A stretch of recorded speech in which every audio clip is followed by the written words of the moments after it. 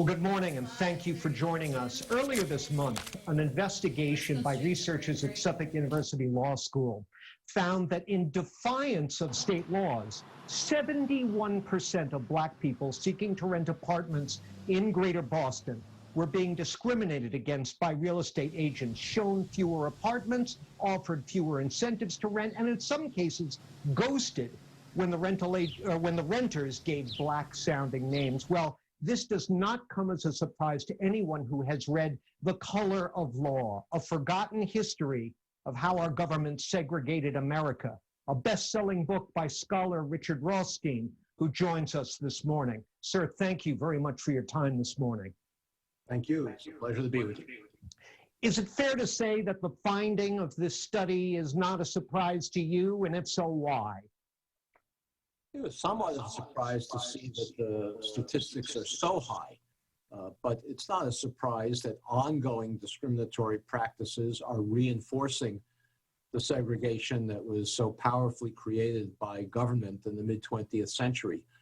We've had other studies like the Suffolk University study, Long Island Newsday last fall, not only did the kind of audit study that the Suffolk University did, but because New York law is different from Massachusetts law, they were able to use hidden cameras to record the discriminatory behavior of landlords and mortgage lenders and real estate agents, and actually identify and show the perpetrators of this kind of discrimination.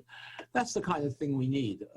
We know that there is widespread discrimination in the private housing market, but many of the studies that report on this don't identify the perpetrators so that their licenses can be lifted for that kind of behavior. And so we need much more public examination of this. There should be these studies of every aspect of the housing market, not just rentals, but purchases, mortgages, and so forth. Well, in the wake of the George Floyd atrocity, and the fallout from it.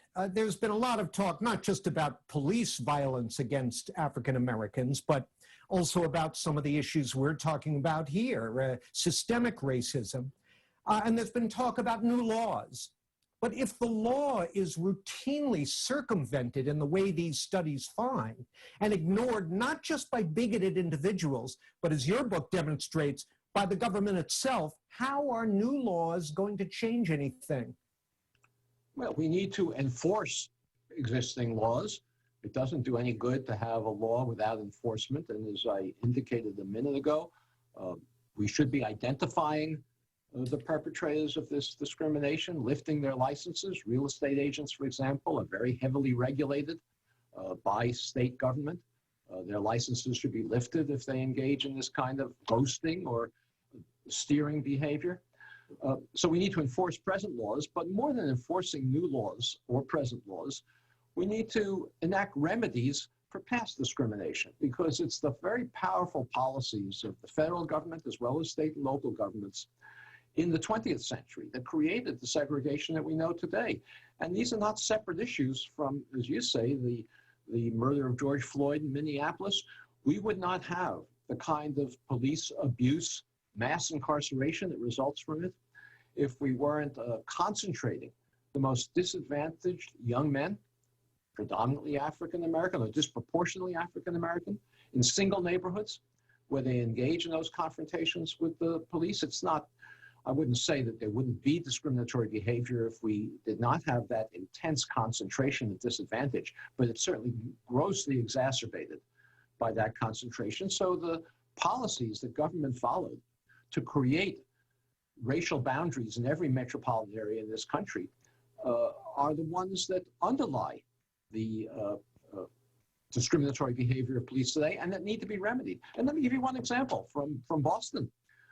In the 1930s, the Central Square neighborhood between Harvard and MIT was a fully integrated neighborhood, about half black, half white. The federal government went into that neighborhood to build two separate projects, one for whites, one for African Americans, creating segregation in that Central Square neighborhood that hadn't previously existed. And then, as whites were subsidized, again, by the federal government to move to suburbs. Working class whites were subsidized to move to suburbs on a whites-only basis. Whites left public housing, and public housing became a predominantly African-American institution. So these are policies that were so powerful in the 20th century to create the segregation that we know today, and we need to remedy them. You mentioned remedies. When we come back from our break, let's talk a little bit about what those might look like as we continue our conversation with the author of The Color of Law, Richard Rothstein, in a moment. Stay with us.